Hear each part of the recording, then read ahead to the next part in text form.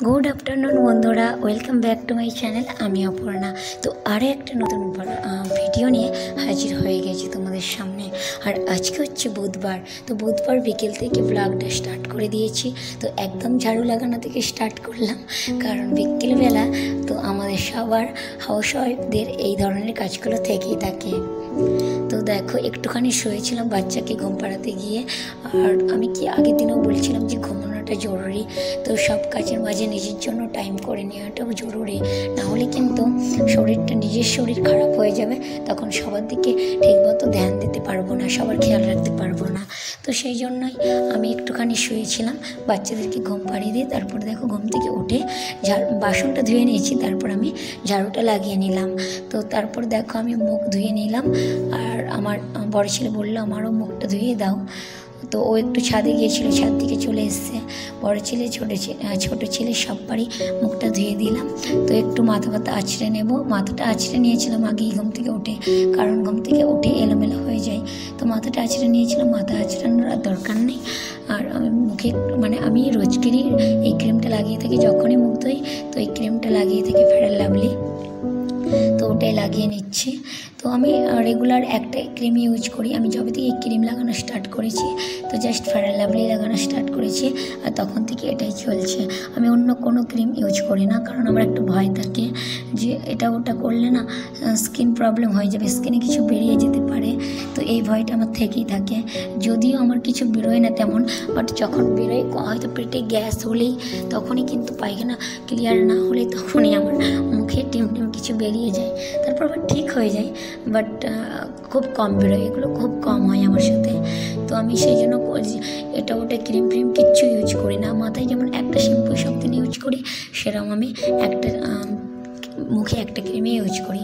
তো সব কিছু আমি এভাবেই ইউজ করি যাতে প্রবলেম না হয়। তো দেখো আমি একটু ক্রিম লাগিয়ে নিয়ে এলাম, তারপর আমি ছোটো ছেলেকে একটু টোকো পরে দিচ্ছি কাজলের, আর বড় ছেলেকেও একটু পরিয়ে দিলাম। বড় ছেলে বলছে আমাকেও একটু পরিয়ে দাও, তো মাঝে মাঝে যখন জিদ করে একটু পরিয়ে দিই। তো যদিও 5 বছরের হতেই যায়, তবুও বাচ্চা তো এখনও অনেকটাই বাচ্চা, বোঝে না ও, তো সেই জন্য একটু বাচ্চাদের মতো হারকাত করে, কিছু করার নেই। আর এদিকে দেখো বিকেলবেলা কিন্তু দুধ খাওয়াটা সবারই খুব জরুরি। তো বড় গ্লাসটাই আমি প্রথমে গ্লাসটা আমি হাজব্যান্ডের জন্য নিয়েছি। আর অ্যাকচুয়ালি আমার হাজব্যান্ডের দুধ খেতোই না, বাট এই কদিন শরীর খারাপ হয়ে গেছিলো, খুব পা হাতে যন্ত্রণা করতো, লেটপিট করতো, দুর্বল হয়ে গেছিলো। তো সেই জন্য আমি ওর দুধ খাওয়ানো স্টার্ট করেছি, কারণ দুধ এতটাই উপকারী, মানে কি বলবো, সত্যি যারা খাও না তারা বুঝতে পারছো না যে তোমরা কতটা ভুল করছো। খুবই উপকারী একটা জিনিস দুধ। তো আমরা বাচ্চাদের জন্য নিয়েই এসি, তো একটু বেশি করে নিয়ে এলে ক্ষতি কি, যদি আমরা সুস্থ থাকি সেটা খেয়ে, তাই না? আমিও খাই, বাট আমি বিকেলবেলা না, আমি রাত্রে শোয়ার আগে খাই। তো শোয়ার আগে দুধ খেয়ে তারপর মানে খাওয়া দাওয়ার পর কিছুক্ষণ পর আমি দুধ খেয়ে তারপর ঘুমোই, তো তাতে আমার ঘুমটা ভালো আসে। তো শীতকালটাই বেশি ভালো লাগতো, গরমকালটা একটু গ্যাস হওয়ার সম্ভাবনা থাকে, বাট একটু চলাফেরা করে নিলে দুধ খেয়ে তাহলে অতটা অসুবিধা হয় না। বাট দুধ খেলে না ঘুমও ভালো হয়, আর একটা সকালে ঘুম থেকে ওঠার একটা সুন্দর একটা এনার্জি থাকে কাজ করার। আর সবথেকে বড় কথা যে সারাদিন এত পরিশ্রম করলাম, সেটা মনে হয় না যে সারাদিন পর যখন শোবো তো খুব পাতের যন্ত্রণা শুরু হয়ে যায়, এইসব জিনিসগুলো হয় না আমরা যদি রেগুলার দুধ খাই।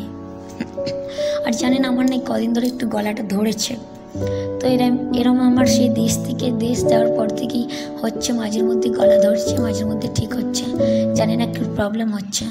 বাট যাই হোক, একটু অসুবিধা হবে তোমাদের শুনতে। তো দেখো ওদিকে আমাদের নাস্তা বাস্তা কমপ্লিট, কিচ্ছু করিনি, জাস্ট আলুর চচ্চড়ি করেছিলাম। সন্ধ্যে প্রায় 7টার সময় আমরা নাস্তা করে নেই রোজকেরই, তো আলুর চচ্চড়ি দিয়ে আমরা মুড়ি খেলাম সবাই। তারপরে দেখো আমি রান্না করব, তো সেই জন্য রান্নার জন্য আজকে ভেন্ডির সবজি বানাবো, ভেন্ডির ঝাল আর আলু ভাতে করবো। ভেন্ডি মানে আলু দেবো না, শুধু সবজি বানাবো ভেন্ডির, আর আলুটা ভাতে দেবো আলাদা করে। তো সেই জন্য দেখো মশলাটা বেটে নিলাম, একটুখানি আদা জিরা আর সাথে সরষে অ্যাড করেছি।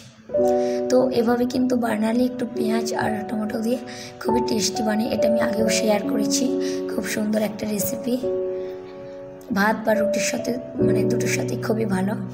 হাই ফ্রেন্ডস, কেমন আছো সবাই? আশা করছি ভালো আছো, সুস্থ আছো, যে যেখানে আছো।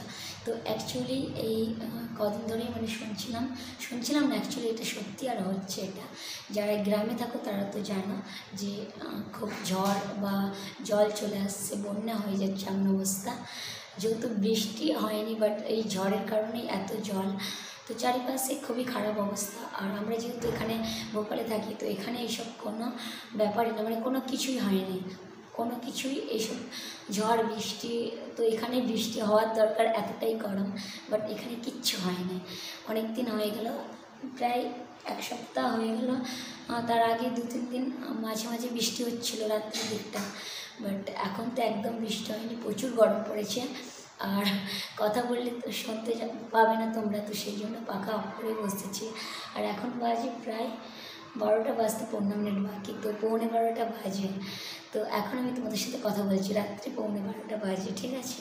তো অ্যাকচুয়ালি আমার ছেলেরা এই ঘুমিয়েছে, তারপর আমি ভাত খেয়ে তোমাদের সাথে কথা বলতে বসছি। তো আমি একটা সাবস্ক্রাইবারের নাম নেবো আজকে, কালকেও নিয়েছিলাম একজনের, তো সে আমাকে বলেছিল নাম নিতে, তার নিয়েছিলাম। আজকে একজন রিকোয়েস্ট করেছে, তো মিষ্টি একটা বোন আমার, তো আমার পরিবারের সদস্য, তো তার আজকে আমি একটা নাম নেব। তো তার আগে কিছু কথা তোমাদের সাথে শেয়ার করে নেই, আর তোমাদের সাথে কিছু কথাও জানার আছে তোমাদের ব্যাপারে। যারা গ্রামে থাকো বিশেষ করে তাদেরকে বলছি, কেমন আছো তোমরা, তোমাদের ওখানে ঝড় বৃষ্টি কেমন হলো সবই জানাবে অবশ্যই কমেন্ট বক্সে। আর কারণ এখানে যেহেতু কিচ্ছু হয়নি, কিচ্ছু দেখতে পাইনি আমি, তো আমার বাবা মা, আমার পরিবার সবাই দেশেই থাকে, অ্যাকচুয়ালি গ্রামে, ওয়েস্ট বেঙ্গলে। তো আমাদের পশ্চিম মেদিনীপুরের বাড়ি তো ওখানেই থাকে, বাট কারোর সাথেই তেমনভাবে কথা হয়নি, শুধু আমার ননদের সাথেই কথা হয়েছিল। তো ওদের ওখানে বললো যে বৃষ্টি হয়েছে, বাট তেমন করে ঝড়ও হয়েছিল, বাট তেমন হয়নি, কোনো অসুবিধা নেই ওই মানে ওই দিকটা থেকে কোনো অসুবিধা নেই। তবে আমার শ্বশুর বাড়ি বা বাপের বাড়ি সব পাশাপাশি, তো সেরকমভাবে কিছু অসুবিধা হয়নি। বাট আমার বাপের বাড়িতে হচ্ছে নেটওয়ার্কের এত প্রবলেম, এমনিতেই নেটওয়ার্ক প্রবলেম থাকে, কথা বলা যায় না, কথা বলতে বলতে কেটে যায় ফোন। বাট এই ঝড় বৃষ্টি হলে তো থাকেই না, মানে এতটাই প্রবলেম হয়, ফোন লাগিয়েও কথা বলা যায় না, শোনাই যায় না কিছু। আমি ফোন লাগিয়েছিলাম একবার, তো এমনিতেই আমার বাবা মা বারবার ফোন করে, 2-3 বার করে। আমার ভাই থাকে, ভাই ফোন করে, বাট আজকে ফোনই করেনি। সকাল থেকে ঝড় বৃষ্টি হচ্ছে, ওই প্রবলেম, চার্জ ফার্জ নেই হয়তো ফোনে, তারপর নেটওয়ার্কের প্রবলেম থাকবে, তো সেই জন্যে। তো আমি রাত্রের দিকে মানে প্রায় 8:30-9টা করে লাগিয়েছিলাম, কিন্তু ফোন উঠিয়েছে, কিচ্ছু শোনা যায়নি, সেই জন্য জানতেও পারছি না। তো অ্যাকচুয়ালি বাবা কলকাতায় থাকে, তো যদি কলকাতায় থাকতো এই টাইমে তো বেশি টেনশন হতো বাবার জন্য, বাট যেহেতু এখন বাড়িতেই আছে, তো 3জনই, বাবা মার ভাই, তো সেই জন্য অতটা টেনশন করারও কিছু নেই, 3জনেই আছে। আর অতটা অসুবিধা হয় না ওখানে ঝড় বৃষ্টি হলেও। মোটামুটি ঝড় বৃষ্টি ওই দীঘা, উড়িষ্যা ওই দিকটাই বেশি হয়, যে পূর্ব মেদিনীপুর, 24 পরগনা ওই দিকগুলোই হয় বেশি ঝড় এলেও। আমাদের ওই দিকটা আগেরবারও তেমন কিছু হয়নি, আর এবারও তেমন কিছু হয়নি, কেটে গেছে। হয়েছিল বৃষ্টি ঝড় হালকা হালকা, জাস্ট হালকা হালকা হয়েছে, কেটে গেছে, এটাই শুনলাম। তারপর জানি না, কালকে মায়ের কাছ থেকে ফোন করে খবর নেব। আর তোমরা অবশ্যই কমেন্টে জানিও কোথায় কেমন হয়েছে বৃষ্টি, আর কেমন আছো তোমরা, সব কিছুই জানিও, ঠিক আছে। তো বেশি বক করবো না, রাত্রি হয়েছে অনেকটা, শুতে হবে, কারণ এখনও ভিডিও এডিটিং করবো, ভয়েস ওভার করবো, তারপর শোবো আমি রেডি করে, কারণ কাল সকালে ভিডিওটা আপলোড করবো, তো সেই জন্য। তো আমি যে সাবস্ক্রাইবার মানে বোনটার নাম নেব বলেছিলাম, তো তার নাম হচ্ছে মৌসুমী চৌধুরী, ঠিক আছে। তো তার ডাক নাম এটা মৌসুমী চৌধুরী, আর ভালো নাম তাসলিমা। তো আশা করছি আজকের ভিডিওটা তোমাদের ভালো লাগবে। আর মৌসুমী, তুমি যদি ভিডিওটা দেখে থাকো তো কেমন লাগছে অবশ্যই জানাবে কমেন্ট বক্সে।